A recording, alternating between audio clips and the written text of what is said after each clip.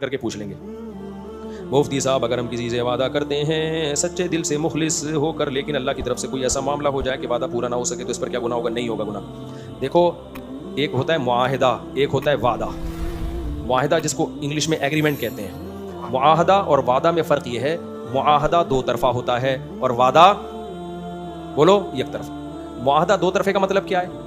دو طرفہ کا مطلب یہ کہ آپ کسی سے کسی چیز کا وعدہ کرتے ہو اس بیس پہ کہ اس نے بھی آپ سے اس کے عوض میں کوئی وعدہ کیا ہوا ہے، دونوں طرف کا وعدہ ہوتا ہے۔ مثال کے طور پر میں اپنی گھڑی آپ کو دیتا ہوں اور اس کی قیمت فار ایگزامپل 1,00,000 روپے لگا دیتا ہوں۔ اب میں نے گھڑی آپ کے ہینڈ اوور کر دی، معاہدہ اور ایگریمنٹ کا تقاضا ہے کہ آپ نے 1,00,000 روپے مجھے دینا ہے، یہ ہر قیمت پہ دینا ہے آپ نے۔ معاہدے کی خلاف ورزی اسلام میں کبیرہ گناہ ہے۔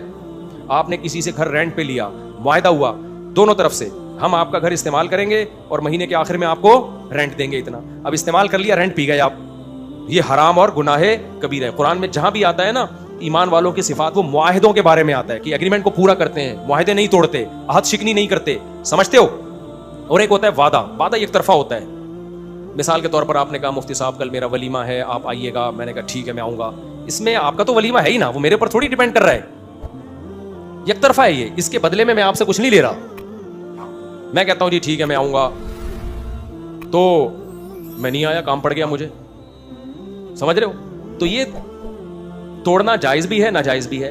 اس کا توڑنا جب ناجائز ہے جب سامنے والے کو کوئی نقصان کا خطرہ ہو۔ نقصان کا خطرہ نہیں ہے تو پھر غیر اخلاقی حرکت تو ہے، لیکن اس پہ وہ وعیدیں نہیں ہے جو معاہدہ توڑنے پر ہے۔ اس لیے اس میں یہ کہا جاتا ہے کہ اگر آپ نے کسی سے وعدہ کیا یک طرفہ وعدہ، وہ آپ پورا نہیں کر پا رہے تو آپ اس کو اطلاع کر دیں تاکہ اس کو تکلیف بولو نہ ہو۔ اور یہ جو حدیث میں آتا ہے نا کہ منافق کی 3 علامتیں، جب وہ وعدہ کرتا ہے تو پورا نہیں کرتا، تو اس وعدے سے وہ وعدہ مراد ہے جس میں وعدہ کرتے ہی وہ نیت ہی جھوٹ بولنے کی ہو۔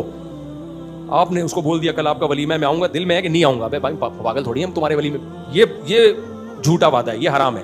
آپ نے وعدہ سچا کیا، دل میں تھا کہ میں آؤں گا، کوئی کام پڑ گیا تو نہیں جائیں آپ، کوئی مسئلہ نہیں ہے، اس سے کوئی اتنا بڑی آفت۔ لوگ اس کو بھی نہیں، میں نے وعدہ کیا میں پہنچوں گا، بھائی کیا ہو گیا کہ 20 کام انسان کو پڑ جاتے ہیں، آپ اپنے آپ کو کیوں نقصان میں ڈال رہے ہو؟ فون کر دو البتہ، تاکہ وہ آپ کے انتظار میں بیٹھا نہ رہے، تکلیف نہ ہو اس کو۔ تکلیف پہنچانا حرام اور ناجائز ہے۔ آپ کے وعدے کی وجہ سے کوئی کمٹمنٹ نہ کر کے بیٹھا ہوا، وہ اس کو فون کر دو، بھائی مسئلہ یہ ہے کہ میں نہیں آ سکتا، میرا اپنا ولیمہ ہے آج۔ اب جنہوں نے 4 شادیاں کرنی ہیں تو ان کا تو یہی ہے نا، کسی کے ولیمے میں اتفاق سے ان کا اپنا ولیمہ آ گیا۔ اب یہ تھوڑی میں وعدہ نبھانے جا رہا ہوں اگلے کے ولیمے میں، اسلام میں وعدے کی پابندی ضروری ہے۔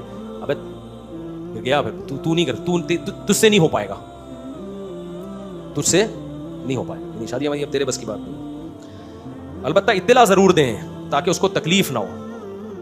مفتی صاحب اس بات کی کیا حقیقت ہے؟ قرآن و سنت میں کئی لوگوں سے سنا ہے کہ جو گناہ خطائیں غلطیاں انسان سے ہوتی ہیں، کہتے ہیں آپ کے بچوں اولاد پر بھی اور جو برے اعمال ہیں آپ کے بچوں پر بھی عذاب ہے، ایسا کچھ بھی نہیں ہے بھائی، جو انسان جو کرتا ہے اسی پر عذاب آتا ہے۔ البتہ نحوستیں ہوتی ہیں، بچوں کو جب پتہ چلتا ہے ابا ایسے ہیں تو بچے گناہ پہ جری ہوتے ہیں، یہ نحوست ہوتی ہے۔